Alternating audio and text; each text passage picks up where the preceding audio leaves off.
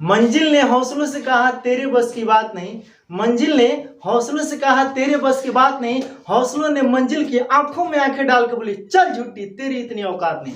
चलिए आज हम आपको 10वीं क्लास के 5वां चैप्टर जिसका नाम क्या है समानांतर श्रेणी, इसको इंग्लिश में अरिथमेटिक प्रोग्रेशन कहते हैं, शॉर्टकट में इसको मतलब एपी के नाम से जानते हैं बच्चे। इसको सिर्फ एपी ही कहते हैं, न पूरा इसको समानांतर श्रेणी कहते हैं ना ही अरिथमेटिक प्रोग्रेशन कहते हैं। शॉर्टकट में बोल देते लोग एपी और कहते हैं एपी पढ़ाई हो गया। देखिए एपी है क्या, नाम से ही पता चला है कि समानांतर श्रेणी यानी कि समान अंतर। आज श्रेणी का मतलब ही समझ लीजिए, एक सीढ़ी आप लोग जानते हैं ना, सीढ़ी एक सीढ़ी की तरह समझिए। यहाँ पे अगर एक स्टेप है, अगला स्टेप इसका यहाँ पे, फिर इससे अगला स्टेप यहाँ पे, और इसके बीच का जो अंतर होता है ना सब क्या होता है, एक समान है, ठीक है ना, एक समान है। अगर मान लीजिए कि अगर ये दोनों के बीच का 2 का अंतर है तो यहाँ भी 2 का ही अंतर होना चाहिए। इसके बाद अगर एक और स्टेप अगर बना रहे वो भी 2 का ही अंतर होना चाहिए, ठीक है ना। तो यह जो समान अंतर इसके बीच का जो है ना, तो इसे हम लोग समानांतर श्रेणी के अंदर रखेंगे। तो श्रेणी का मतलब हम शॉर्टकट में इसको सीढ़ी समझिए, ठीक है ना, और सीढ़ी का प्रत्येक स्टेप समान दूरी पर होना चाहिए। तो समानांतर श्रेणी के अंदर हम लोग संख्याओं के बारे में पढ़ेंगे। संख्याओं का एक समूह होगा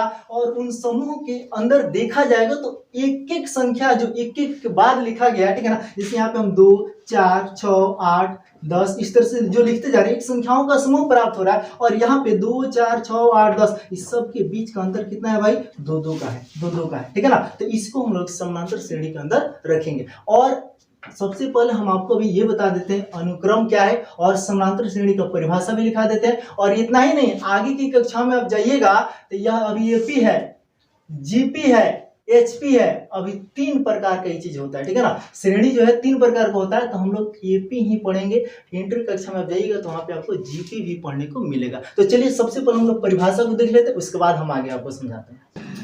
देखिए बाबू, यहाँ पे हम क्या लिखे, अनुक्रम, जिसको इंग्लिश में कहते हैं सीक्वेंस। कोई भी चीज हम लोग कहते हैं ना सीक्वेंस में, यानी कि एक क्रम में, अनुक्रम में उसको सजाने का हम लोग प्रयास करते हैं, तो इंग्लिश में उसको सीक्वेंस बोल देते हैं, ठीक है ना।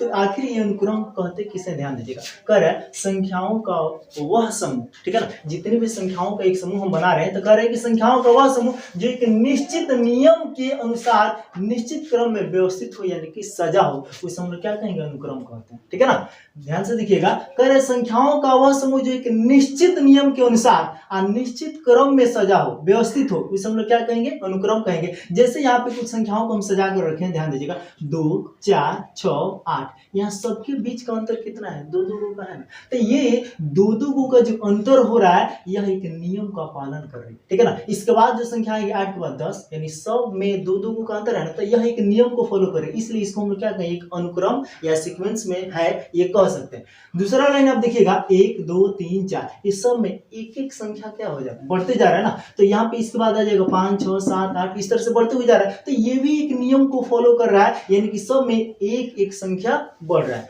और इसके जस्ट नीचे अगर आप ध्यान से देखेंगे तो आप कहिएगा ये कौन सा नियम का पालन कर रहा है। ध्यान दीजिएगा, यहाँ पे 2, उसके बाद है 4, फिर 8, फिर 16, फिर उसके बाद आएगा 32। अब बताइए ये कौन सा नियम है। तो ध्यान से देखिएगा, यहाँ 2 के बाद क्या हुआ, 4, 4 के बाद 8 हुआ। अगर आप यहाँ दिमाग लगाएंगे कि 2 के बाद 2 को बढ़ा है तो 4 हुआ, तो 4 के बाद भी 2 को बढ़ के 6 होना चाहिए, लेकिन ऐसा नहीं, आपका सोच गलत, ठीक है ना। यहाँ पर हुआ क्या, ध्यान दीजिएगा, 2 का यहाँ दुगुना हुआ है 4, 4 का दुगुना हुआ 8, और 8 का दुगुना हुआ 16, 16 का दुगुना हो जाएगा क्या, 32, 32 गुना 64, यानी कि सब में 2 2 2 2 का क्या हो रहा है, गुना होते जा रहा है, ठीक है ना, सब में। तो ये भी एक नियम का पालन करे कि नहीं, तो इस समूह को भी हम लोग क्या कहेंगे, अनुक्रम में है, ये कह सकते हैं, ठीक है ना। तो चलिए अब आपको अनुक्रम शायद समझ में आ गया, लेकिन अभी हम लोग अनुक्रम थोड़े पढ़ रहे हैं, हम लोग तो समानांतर श्रेणी तक आना है। तो यहाँ समझिएगा, आप श्रेणी को पहले समझते फिर आएंगे समानांतर श्रेणी के अंदर।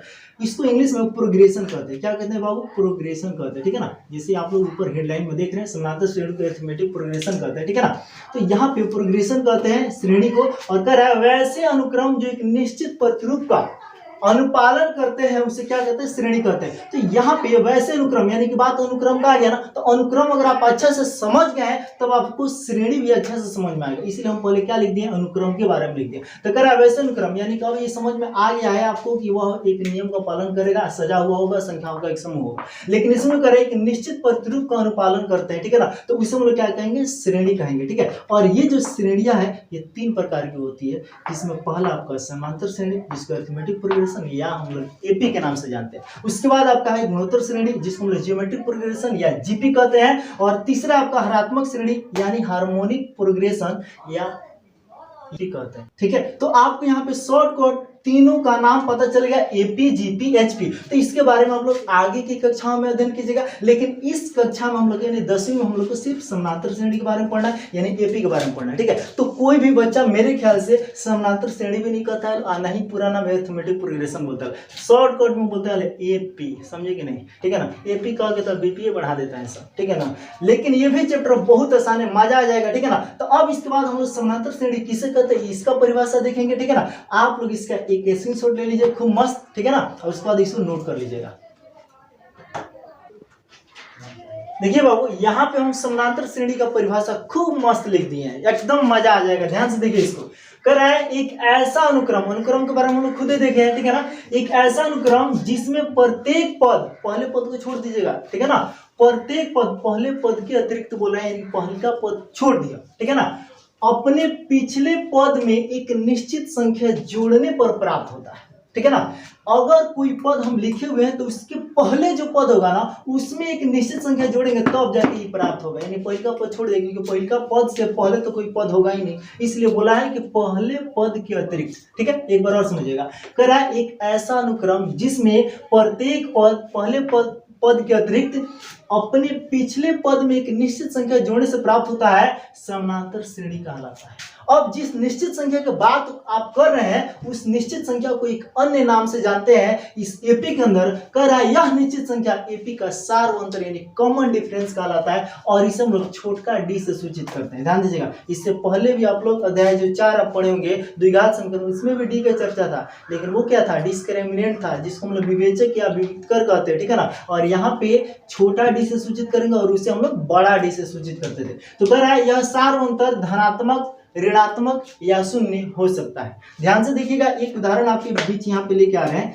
अगर हम यहाँ पे 1 लिख दिए, 3 लिख दिए, 5 लिख दिए, 7, 9, 11 इस तरह से अगर हम लिखते जाए, ठीक है ना, 1, 3, 5, 7, 9, 11, 13, 15, 17, 19 अगर एक विषम संख्याओं को हम यहाँ लिख दिए तो क्या एक अनुक्रम है कि नहीं? बोलिए बताइए, अनुक्रम है क्योंकि यह एक निश्चित नियम का पालन करे, सब में 2, 2, 2, 2 का अंतर है।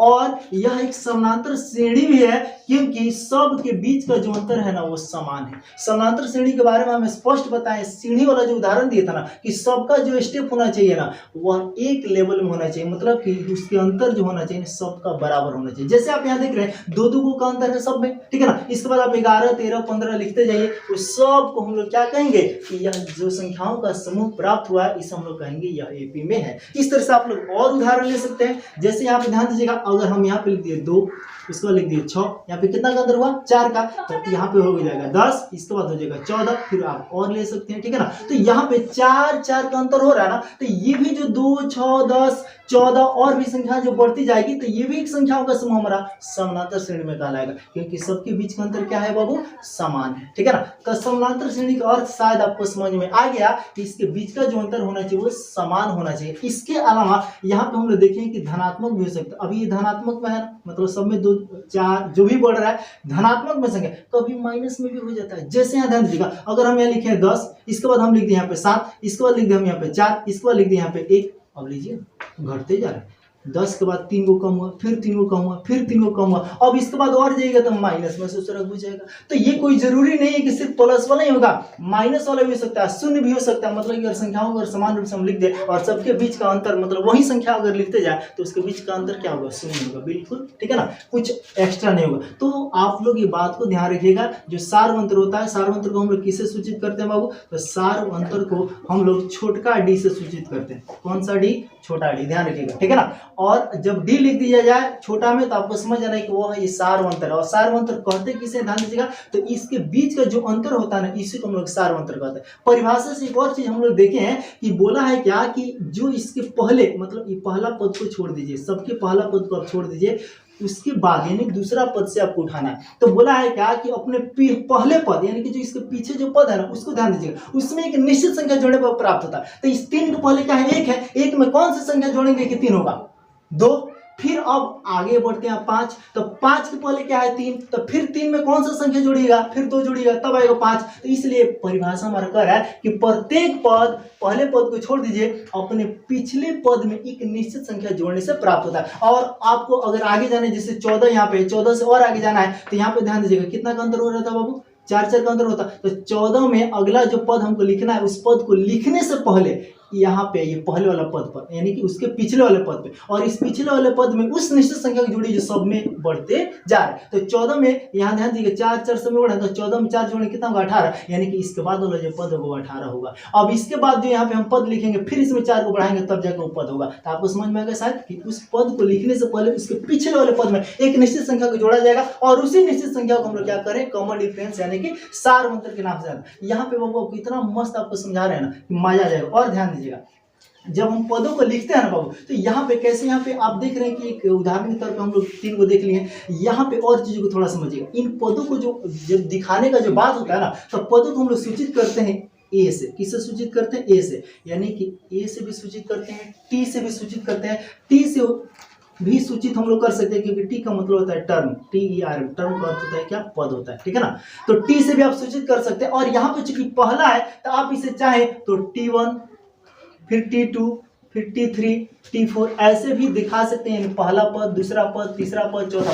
लेकिन आपको हम बता दें, AP के अंदर हम लोग T से उतना न देख करके हम लोग A1, A2, A3 ऐसे देखेंगे, ठीक है ना बाबू। ऐसा नहीं कि ये नहीं है, ये भी है, ठीक है ना। तो लेकिन ज्यादातर जो आपको क्वेश्चन मिलेगा वह A1, A2, A3, A4, A5, A6 इस तरह से। तो आपको ये समझना है कि जो हम A1 लिख रहे हैं, यह A1 क्या है, पहला पद है।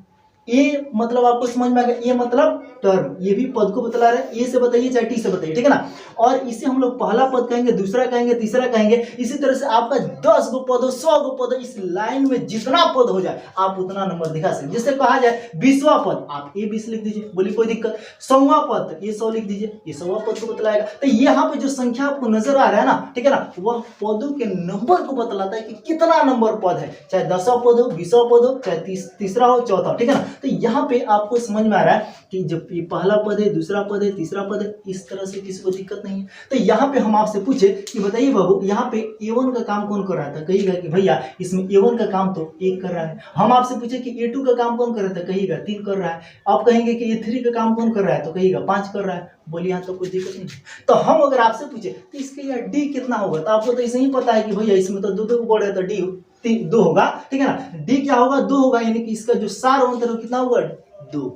क्या अगर हम इसको निकालने का आपको फॉर्मूला अगर बता दें तो कोई दिक्कत है क्या, ठीक है ना। तो यहाँ पे परिभाषा से ही तो पता है, परिभाषा से ही पता है कि पहले पद को छोड़ दीजिए, और जब भी आपको अगला पद लिखना है उसके पहले या उसके पीछे जो पद है उसमें एक निश्चित संख्या जोड़ते हैं, तब जाके प्राप्त होता है। यानी कि आप यहाँ पे जब आपको A2 लिखना है, A2, तो आपको A1 में कुछ जोड़ना पड़ता है, तब जाके ये प्राप्त होता है। नहीं ना, हम लोग देखिए, तो अगर A1 में हम कुछ जोड़ रहे हैं, तो क्या उसको हम लोग D नहीं कह रहे हैं, एक निश्चित संख्या ही ना है। तो D को हम लोग क्या लिखें कि एक निश्चित संख्या जिस AP का सारवंतर कहा जाता है, यानी कि वो निश्चित संख्या को हम लोग जो सारवंतर कर रहे हैं, यानी कि D से सूचित कर रहे हैं। अगर हम उसको इसमें जोड़ेंगे तब जाके हमारा दूसरका पद निकलेगा। अब उसी तरह से अगर आपको तीसरका चाहिए तो दूसरका में इसी D को जोड़ेंगे तो हमारा तीसरका निकलेगा, फिर तीसरका में इसी D को जोड़ेंगे तो जाके हमारा कौन निकलेगा, चौथा निकलेगा। बोलिए कोई दिक्कत है यहाँ तक, नहीं ना। तो यही से तो आपका D तैयार कर दे रहे फॉर्मूला। यहाँ ध्यान दीजिएगा, अगर हम D निकालना चाहें, थोड़ा यहाँ ध्यान दीजिएगा बाबू, इसको मिटा देते हैं, यहाँ से आपको बता दें, खूब ध्यान से समझिए, ठीक है। अगर हमको D निकालना है कि D का फॉर्मूला क्या होगा, तो हम क्या करेंगे, समीकरण सब लोग पढ़े, बहुत अच्छे से पढ़े बउआ। अरे हमारे बाबू, यहाँ D है ना, A2 अपना जगह पर रहेगा, A1 को एक लात मारी ना, बहुत कूद के जाएगा। A1 यहाँ कथी में है, प्लस में, अब उधर आएगा तो माइनस में हो, तो गया D का फॉर्मूला A2 माइनस A1। यहाँ ध्यान दीजिए, कोनो जरूरी चला सब, यहाँ ध्यान दो।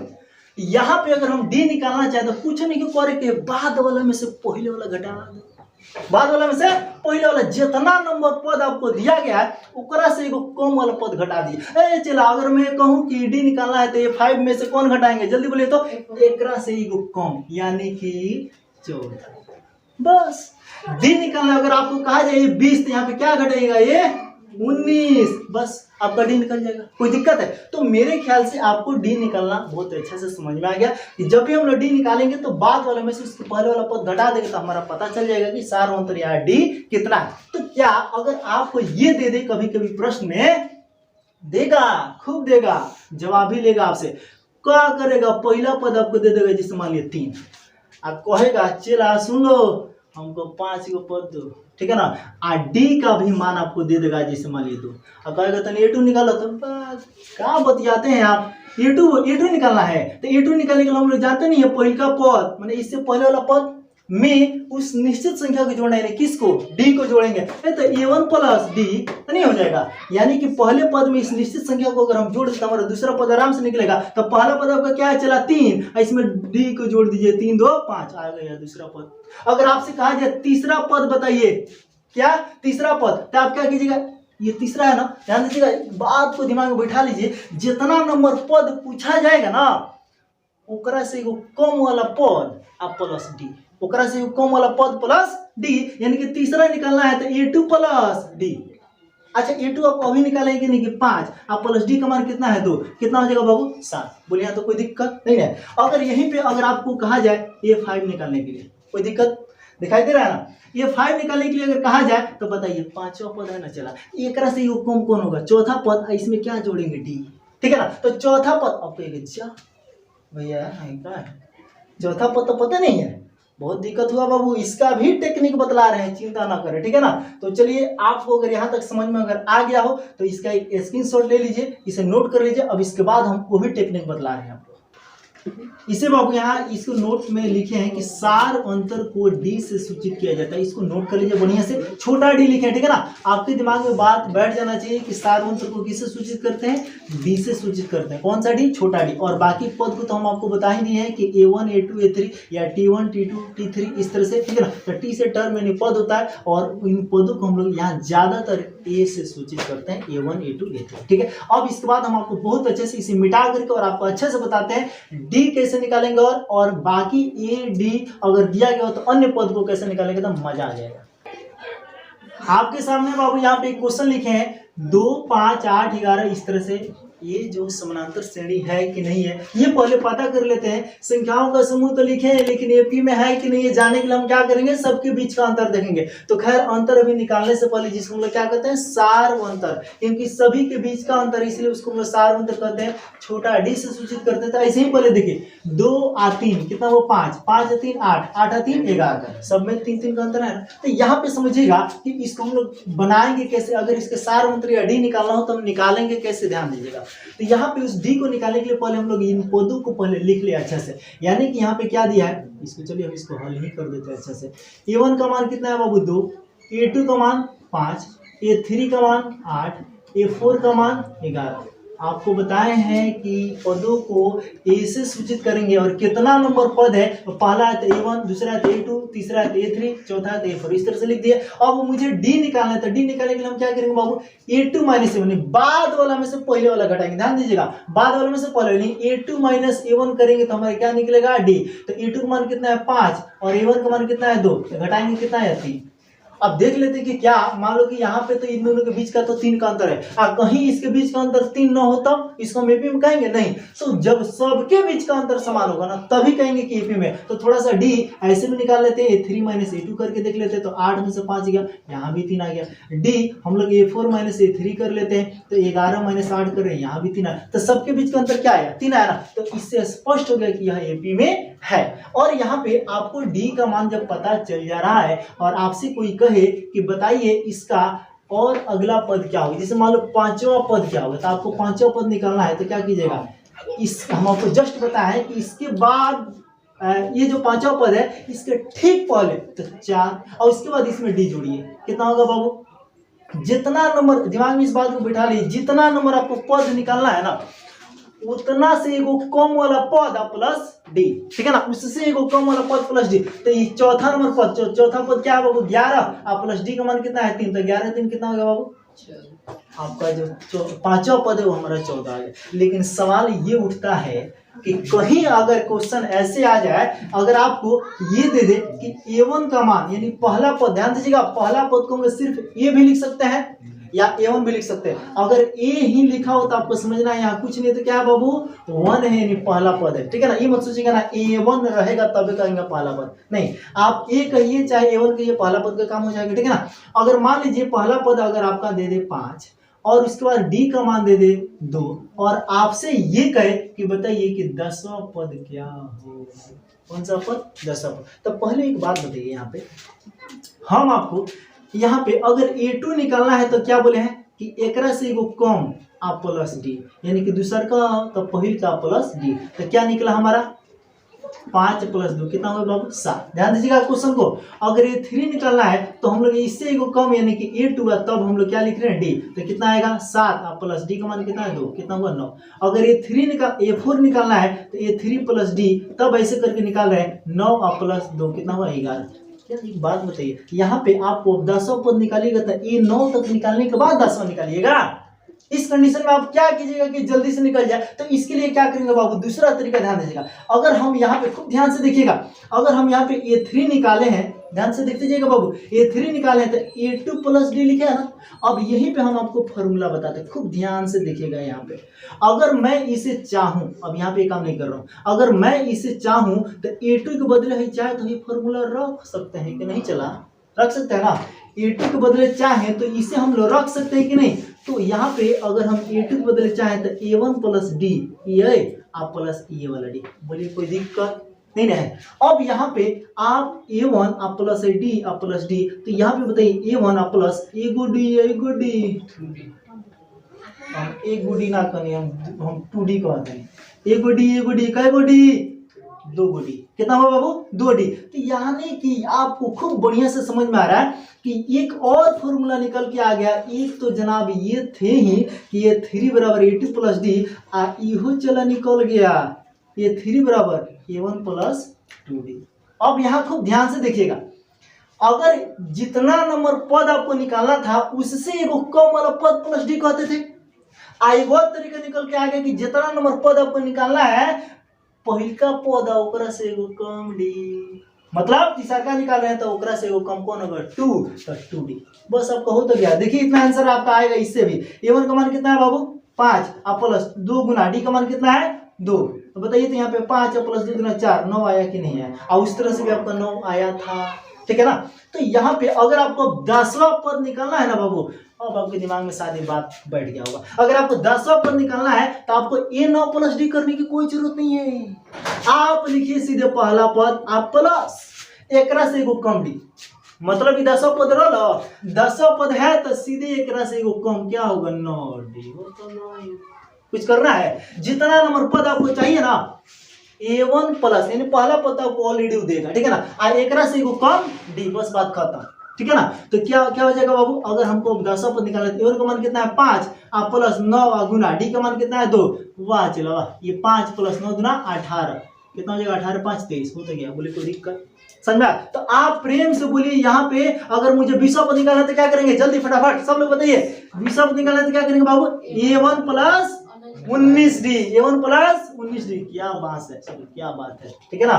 यहाँ पे जितना नंबर पद पूछा जाएगा A1 प्लस एकरा से एगो कम डी। शायद फॉर्मूला समझ में आ गया कि नहीं आ गया, समझ में आ गया ना। अगर कोई भी आपको इस तरह का बाबू क्वेश्चन मिलेगा और पक्का आपके सिलेबस में भी आपके प्रश्नावली 5.1 का ही बात करें, अगर इतना समझ में आ गया ना, हम गारंटी देते हैं कि आप दूसरा नंबर से, क्योंकि पहला में तो 4 गो क्वेश्चन है उतनी भाषा वाला है, लेकिन आप दूसरा नंबर क्वेश्चन हल कर सकते हैं, तीसरा भी हल कर सकते हैं, आराम से बनेगा अगर आपको इतना समझ में आ गया तो। चलिए एक बार और लास्ट बोलिएगा, अगर 50 नंबर पद आपसे पूछा जाए तो क्या होगा, तो प्रेम से बोलिए तो A + 49D चाहे A1 + 49D। बोलिए समझ में आया कि नहीं आया। इसके लिए मुझे क्या चाहिए, बस A और D चाहिए, बाकी जितना नंबर पद निकलवाना है निकलवा लीजिए, ठीक है ना। तो मेरे ख्याल से आपको ये दोनों तरीका समझ में आ गया कि कितना नंबर पद अगर निकालना है तो हम कैसे निकालेंगे, और आपको डी भी निकालना है तो भी कैसे निकाला जाएगा, ये बात समझ में आ गया।